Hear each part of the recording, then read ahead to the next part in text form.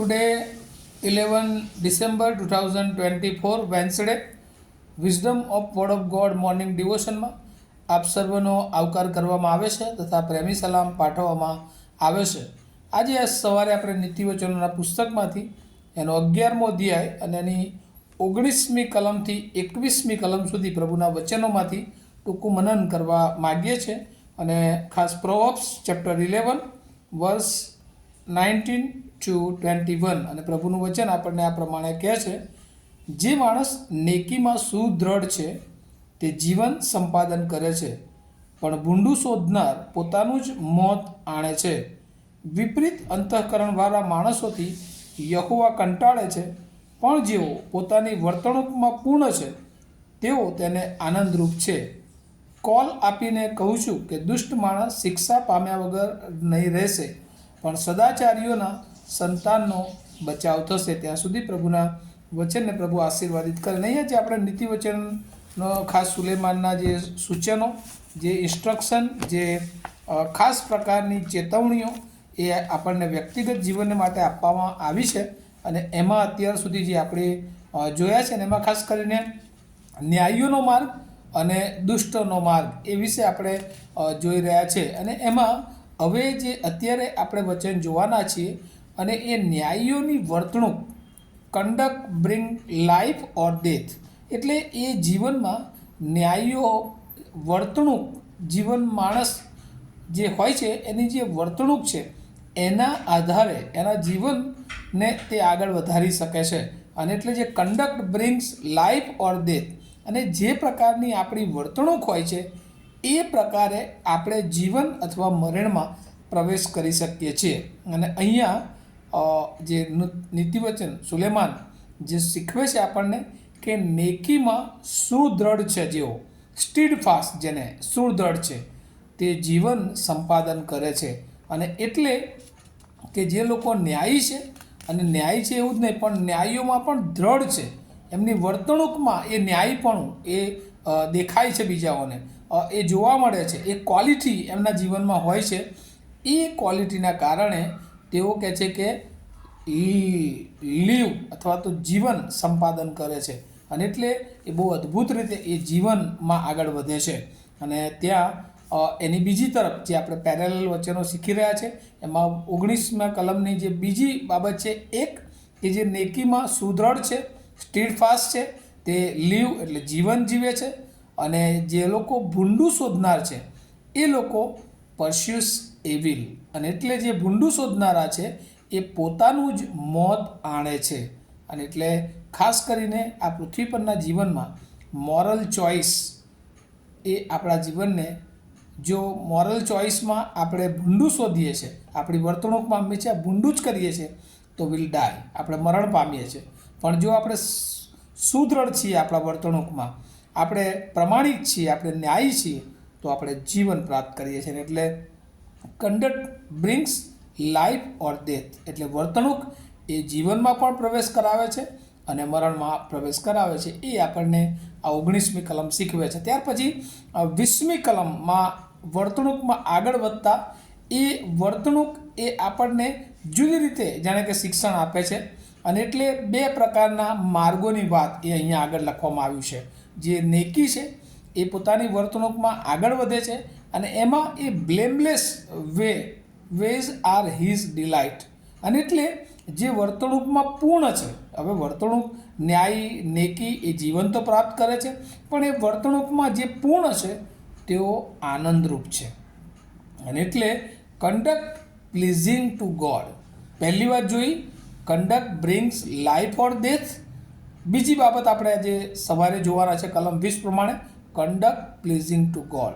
અને આપણી વર્તણૂક જો પ્રમાણિક છે, નેકી છે, ન્યાયીના રૂપમાં આપણે જીવીએ છીએ તો આપણા જીવન દ્વારા, આપણી વર્તણૂક દ્વારા આપણે ઈશ્વરને આનંદ પમાડી શકીએ છીએ. અને એટલે ઈશ્વર આપણા જીવન દ્વારા જો આનંદ પામી શકે એવી કોઈ બાબત હોય તો એ આપણી વર્તણૂક છે. અને એટલે ગીતશાસ્ત્ર 1માં પણ લખ્યું છે કે ઈશ્વર આપણું ઉઠવું, બેસવું, ચાલવું, સૂવું પણ તપાસી જુએ છે. એનો મતલબ કે આપણી વર્તણૂક જો સારી છે, ન્યાય છે, નેકી છે, તો એ દ્વારા ઈશ્વરનો આ મહિમા પ્રગટ થાય છે. આપણે ઈશ્વરને એ આનંદિત કરી શકીએ છીએ, ઈશ્વરને આપણે હર્ષ ઉપજાવી શકીએ છીએ. અને એવું અહીંયા કલમમાં પણ જે 11મો અધ્યાય છે અને એની 20મા કલમ લખ્યું છે, વિપરીત અંતઃકરણવાળા માણસોથી યહોવા કંટાળે છે, પણ જેઓ પોતાની વર્તણૂકમાં પૂર્ણ છે તેઓ તેને આનંદરૂપ છે. ને એટલે આપણી વર્તણૂક દ્વારા એ ઈશ્વર એ આનંદિત થાય છે. પણ બીજી તરફ જે લોકો વિપરીત અંતઃકરણવાળા છે, ક્રુકેડ હાર્ટ જેમનું છે અને બીજાઓને હંમેશા એ નુકસાન પહોંચાડવા, બીજાઓને દુઃખ પહોંચાડવા માટે એમનું જીવન, એમની વર્તણૂક હોય છે, એ લોકોને કહે છે કે ઈશ્વર એના જીવનોથી અબોમિનેશન ટુ ધ લોર્ડ, ઈશ્વર એમના જીવનોથી એ કંટાળે છે. અને એ રીતે આપણા જીવનોમાં વર્તણૂક, બે બાબતો, એક વર્તણૂક એટલે કે કન્ડક્ટ બ્રિંગ્સ લાઈફ ઓર ડેથ, બીજું કન્ડક્ટ પ્લીઝિંગ ટુ ગોડ. અને ત્રીજી 21મી કલમ જે આજે આપણે અભ્યાસ કરી રહ્યા છીએ એમાં સદાચારીના સંતાનનો બચાવ થશે. ત્યાં લખવામાં આવ્યું છે, અને દુષ્ટ માણસ શિક્ષા પામ્યા વગર રહેશે નહીં. અને અહીંયા રિટ્રિબ્યુશન્સ ઇટ્સ કન્ટિન્યુટી, રિટ્રિબ્યુશન ઇટ્સ સર્ટેનિટી. અને એટલા માટે કે આપણે જ્યારે જીવનમાં પ્રમાણિકપણે આગળ વધીએ છીએ, આપણી વર્તણૂક એ ઈશ્વરને આનંદ આપે છે, આપણને જીવન આપે છે, પણ કહે છે કે આપણા પેઢીઓને પણ અસર કરે છે, આપણા સંતાનોનો એ બચાવ કરે છે. અને એટલા માટે યશાયા 65 અને 23માં પણ લખવામાં આવ્યું છે કે નકામી મહેનત કરશે નહીં, સંતાનો ત્રાસ પામશે નહીં, પ્રજા શુદ્ધ યહોવાના આશીર્વાદોના એ સંતાનો છે. અને એટલા માટે કે જે નેકી અને ન્યાયના માર્ગમાં ચાલે છે, પ્રભુ કહે છે એની પેઢીઓ સુધી, એના બાળકોના બાળકો, એના સંતાનોને પણ તેઓ આશીર્વાદ આપે છે. અને એટલે ટ્રુ હોલીનેસ, ટ્રુ હેપીનેસ. જો આપણે પવિત્ર સાથે ઈશ્વરને ગમે છે એવું જીવન જીવીએ છીએ તો આપણે એ સત્યનો આનંદ એ માણી શકીએ છીએ. અને બીજી તરફ કે આ સદાચારીના સંતાનો એનો મતલબ શું કે હંમેશા ઈશ્વરને ડિપેન્ડ હોય છે. દુષ્ટ માણસ શિક્ષા પામ્યા વગર રહેશે નહીં. કેમ? કારણ કે એ લોકોને એ બીજાઓને નુકસાન કરવા સિવાય એમના જીવનમાં કંઈ હોતું નથી.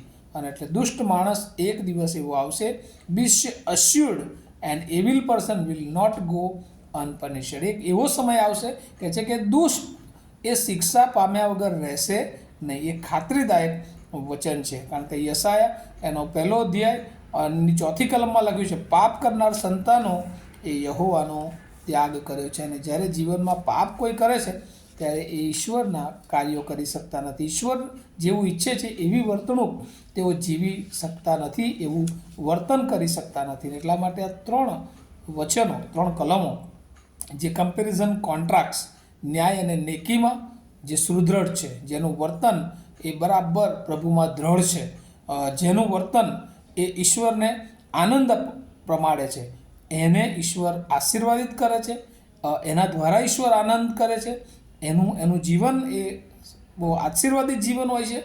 અને બીજી છેલ્લી બાબત કે એના બાળકોનો પણ ઈશ્વર બચાવ કરે છે. અને એટલે 3 મોટી વાતો જે નેકીમાં સુદૃઢ છે, એના વર્તનમાં દેખાય છે, એના માટે આ આશીર્વાદ છે. બીજી તરફ દુષ્ટ કે જે ભૂંડું શોધે છે એ પોતાનું એ મોત આણે છે. વિપરીત અંતઃકરણ એ ભૂંડા તરફ શેતાનની બાબતો છે, એ ક્રુકેડ હાર્ટ જેવાનું હોય છે, એનાથી ઈશ્વર એ કંટાળે છે. પેલી તરફ ઈશ્વર આનંદ અને આ બાજુ ઈશ્વર કંટાળે છે. અને ત્રીજું કે તેઓ શિક્ષા પામ્યા વગર રહેશે નહીં.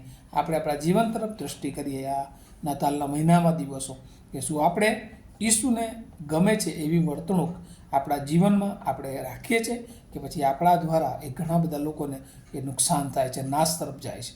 જો આપણે એવું કોઈક જીવન જીવીએ છીએ તો આજે સવારે પ્રભુ આપણને એ જીવનથી દૂર થઈને પ્રભુનું નેકી અને ન્યાયનું જીવન જીવવા આહ્વાન આપે છે. પ્રાર્થના કરીએ. મારા જીવંત અને દયાળુ ઈશ્વર, આભાર માનીએ છીએ સુંદર અને અદ્ભુત વચનોને માટે. પ્રભુ મેં ન્યાયી વર્તણૂક સાથે જીવીએ, પ્રભુ મેં ન્યાયી વર્તણૂક સાથે તમને આનંદ આપીએ કે જેથી કરીને અમારા સંતાનોનો બચાવ થાય અને દુષ્ટના તમામ પ્રકારના માર્ગોથી અમારું રક્ષણ થાય. પ્રભુ આ સાંભળનાર તમામ વાલાઓને ન્યાય નેકી વર્તણૂકમાં જીવન જીવવા માટે તમારી બહુ જ કૃપા આપો એવી પ્રાર્થના ઈસુ પ્રભુના નામમાં સાંભળો અને તેનો સ્વીકાર કરો. આમીન. Have a nice day to all of you. Thank you.